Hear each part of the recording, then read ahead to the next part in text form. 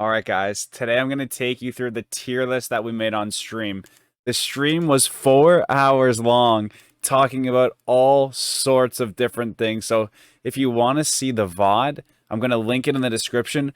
Otherwise, please bear with me. I tried to put together the best stuff. One important thing to note is I have a really bad tooth. It's chipped in half. So the beginning of this video, I'm not really myself, guys. I'm honestly a little out of it. And then the second half of the video, I may or may not be on some painkillers, okay? So enjoy the tier list. At the very end, somewhere, you have to watch the whole video, is the exact tier list that we've predicted with the stream going into Dragonflight. Now, remember, we have a lot of great players from our stream and a lot of very smart RBGers. So we came up with this guide together, as I do not play every class. So let me know what you think. I'm excited for Dragonflight. Come to my stream and come play RBGs with us on Tuesday. Love you guys. As always, if you want to keep it never torpid, you gotta want it. Let's get into it. This Treese is no longer S tier, from my opinion and from what you guys are saying, because if you have Mistweaver and Preservation, I feel like you still need a good Disc Priest to complement it. I still feel like Dome is still strong, and from what I'm hearing from Erica, who's like a trustworthy friend, I feel like it's cranking when played correctly. She hasn't had any problems at all. Every team needs a Mistweaver, in my opinion. Does anybody have any any objections to that? I think every comp, and again, and this isn't who you can find in LFG. This is, in a perfect world, if you had a great player on any class, what classes would you want them on?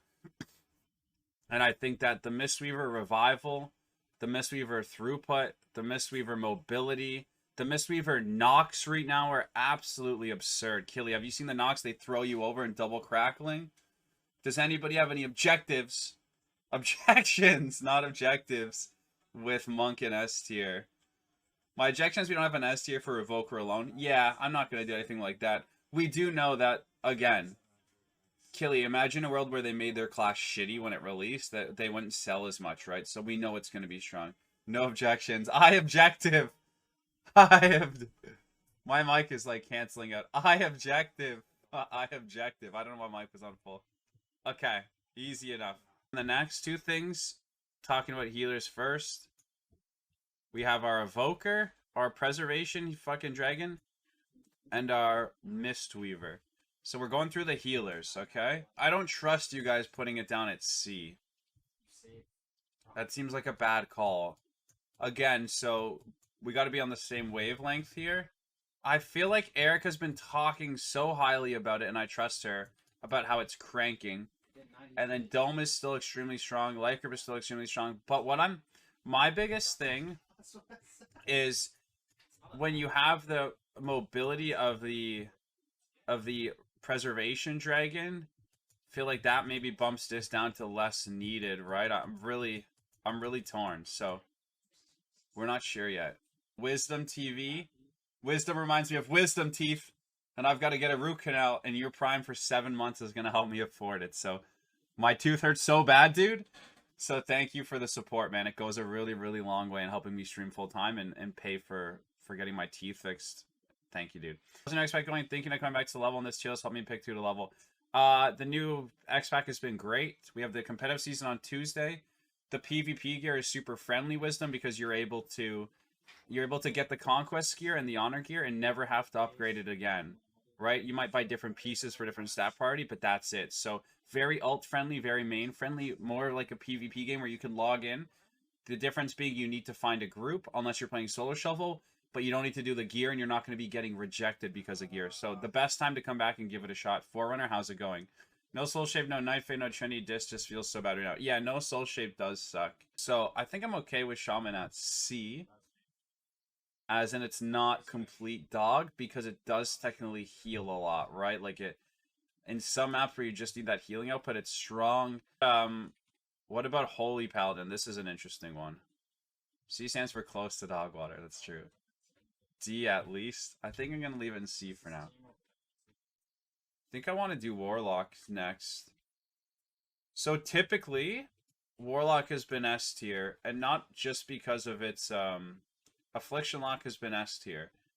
The reason for that is the Gateway, the Hellstone, and then the ridiculous damage windows that they've had. Shane was talking about how he thinks Warlock is kind of like A, like it's not S tier, but my logic is do you need a Warlock on every single team? And I feel like you still do. I feel like the gateway, like picture a Deepwind Gorge without a gateway.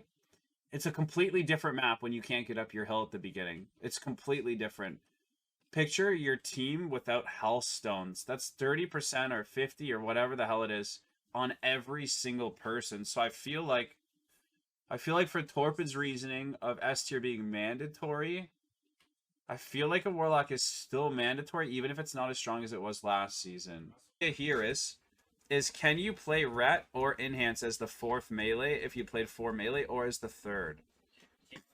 Ret is just so easy. I think Enhance is by far the worst melee, and it has been that way since WoD. Raz was just in here, Killy saying, just because I know you know Raz. Raz said, I'm tagging you, Killy. Raz was just giving an opinion saying, I think Shaman DPS specs are sleeper. So again, I love that everybody has a different opinion. I'm giving mine because I'm running the show here, but I want to hear everybody's. I think, again, Ellie is just like... Ellie has to be paired with a good Warlock, and your Elemental Shaman has to be effective, and sometimes they're not. Those glasses are bangers, yeah. These are like my brother's friend who was a girl back in the day left them, and I claim them as the Chad glasses, but I have a cracked tooth, and I just took 2 pain meds, and this ring light's giving me a big headache. So I'm wearing these so that I don't pass out on stream. I think it's great damage, probably the best damage out of everyone at the moment, but they don't really bring anything else.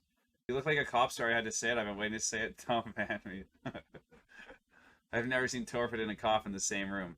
I want everyone to get a clear picture. So this is S total. Healers, DPS, tank. This is ADPS, A healer, BDPS, healer B, BDPS, and then we have... Then I'm just going to do C and D. So do you guys think there's an A healer? J-Mac, we don't do that nasty PvE. Yeah, J-Mac, don't be talking PvE in here. Fury Warrior is S tier. Why is Fury Warrior not S tier? Yo, what's up, Gimmer?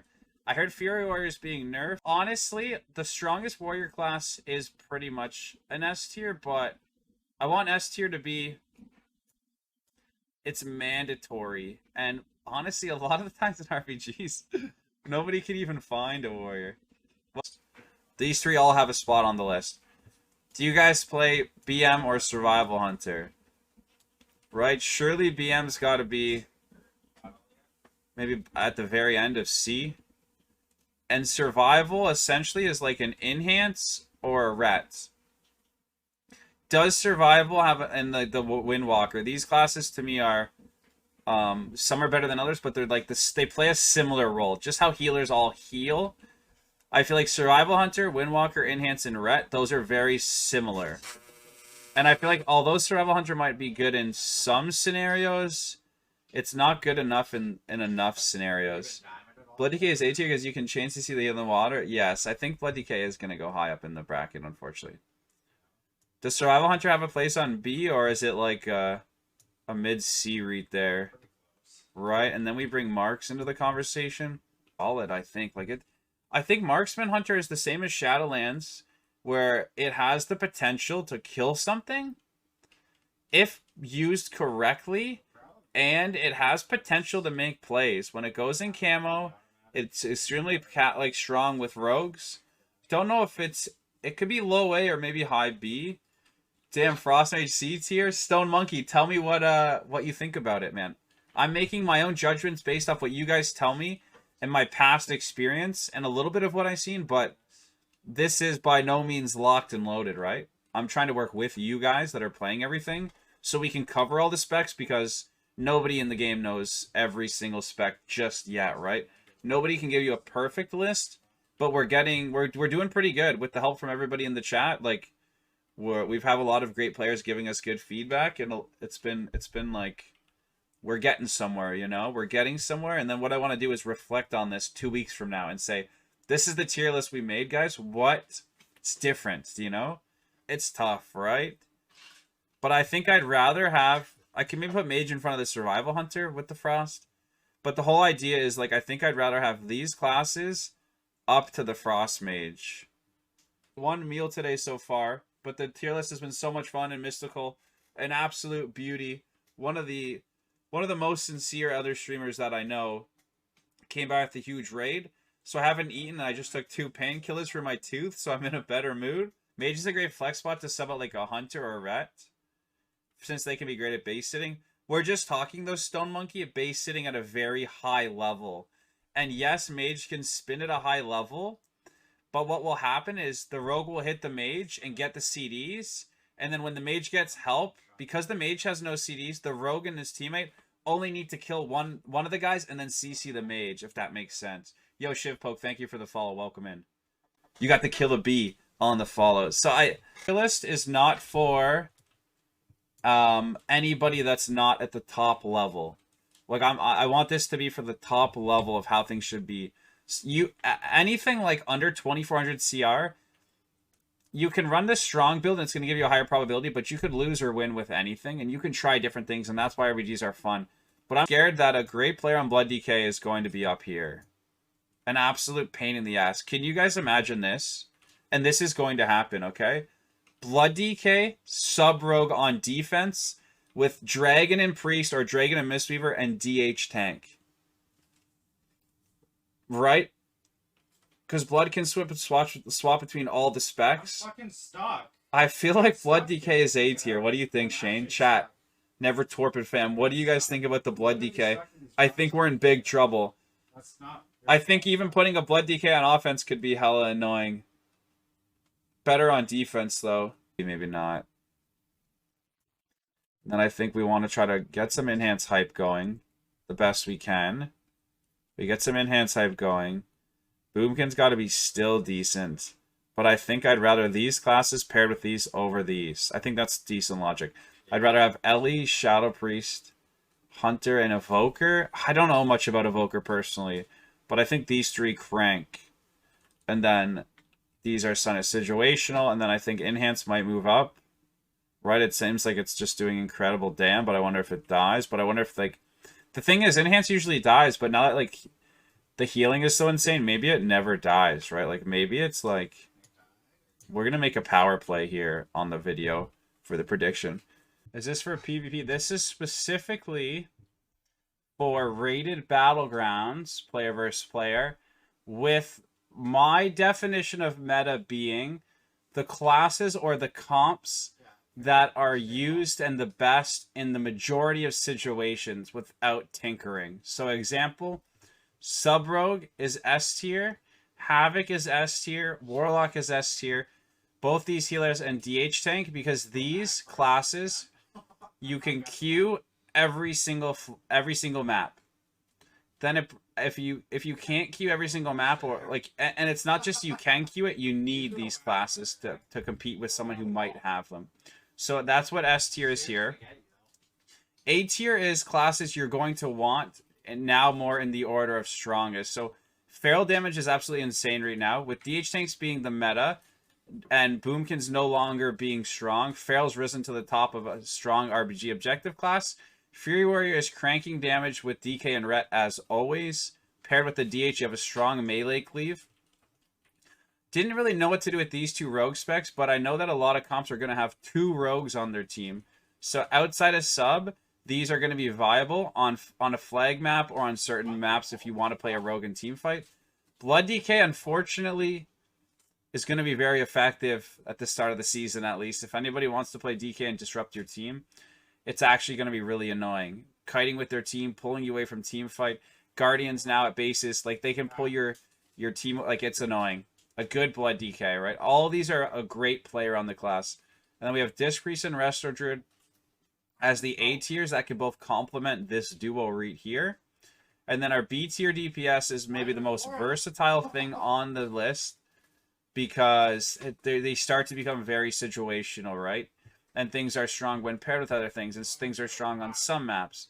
Then we have HPL and Resto Shaman, which are just pretty close B healers. And then Guardian Druid is the next best tank to DH tank at a very high level. Guardian is still going to work great on low level, like I'm going to be fine doing view RBGs, but at the highest level, from talking to some other great players, Guardian Druid is going to feel like more like a B tank at high tier. And then from C to D, it just kind of ranks the things that I don't really want on my team. And then it ranks the two tanks. And then apparently Prop Pally might put up a little bit of a fight for some trolls. So that is with a breakdown of the tier list. All right, guys, so here you have it, the final product of our stream. I hope you guys enjoyed the content of us talking about it on stream. It was an absolute blast, but here it is. S tier, to me, means these are the classes you will build the rest of your team around. 1 sub-rogue at least, probably 2 in the majority of cases when you have a good enough rogue as a second. Havoc Demon Hunter is going to be absolutely broken. Affliction Lock is going to be broken. Mistweaver is broken with Revival, especially with the strong casters. You have the Preservation Invoker. This is Blizzard's baby and going to be extremely strong. And the DH tank going to be in the meta alongside the sub-rogues on defense. The bear tank being down at B for the simple fact that it's no longer able to move freely across the map. So once out of stealth, you can't even shift out of bear form, making maybe Prot Warrior, Prot Paladin faster classes. I have all the DPS in the order that I believe they're going to fall into. We have our A healers to complement our S tier healers when you can't get 2 dragons. Let me know what you guys think. The stream is going to be up tomorrow and on Tuesday for the start of the season. Come by and let me know how I ranked it. And in a week or two, we'll see exactly how I did alongside the stream. The stream had awesome input today, and it was an absolute blast, guys. Thank you as always, and I look forward to more YouTube guides, to more YouTube videos of the PvP on the way. Have a marvelous week, and we'll see you Tuesday.